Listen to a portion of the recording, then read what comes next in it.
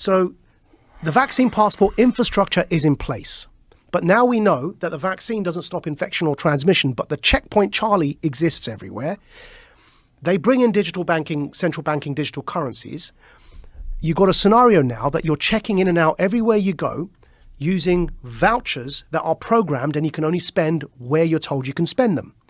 There's another word for that, man. That's called the Chinese social credit system. That's what it's called. And anyone who watches Black Mirror will know what I'm talking about. That's that TV show, right? Yeah. So what they are telling us, and when I say they, who's they? People in power. That's the head of our economy, the Chancellor of the Exchequer, second most powerful person other than the Prime Minister and maybe the Foreign Secretary in the UK, right? He's telling us, I just played it there for you. He's telling us that's what he, as the UK, the head of the G7, want to bring in for the G7. So a scenario where, like in New York at the moment, because the passport infrastructure is in place, you bring in that digital currency and you've got this total control. And if I'm speaking to you the way I'm speaking now, and my employer or government, you heard that in the quote directly, yeah, deems me as saying or doing something inappropriate, suddenly I can't actually pay to come here and speak to you anymore. My digital currency won't even pay for the ticket because it will be known that I'm coming to speak to you.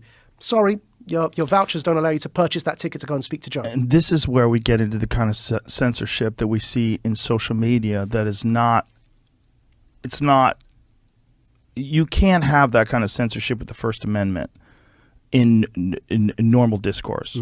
But you can have that kind of censorship if you've developed a digital platform that distributes information, but it's a private company. Yeah. So think about what money is, where you can spend it on whatever you want, versus this digital currency, which is essentially controlled in a sense. Yeah. Like you have free speech on Twitter, but you really don't. Yeah. Because if you go too far or you talk about something that they don't find appropriate, they'll just ban your account.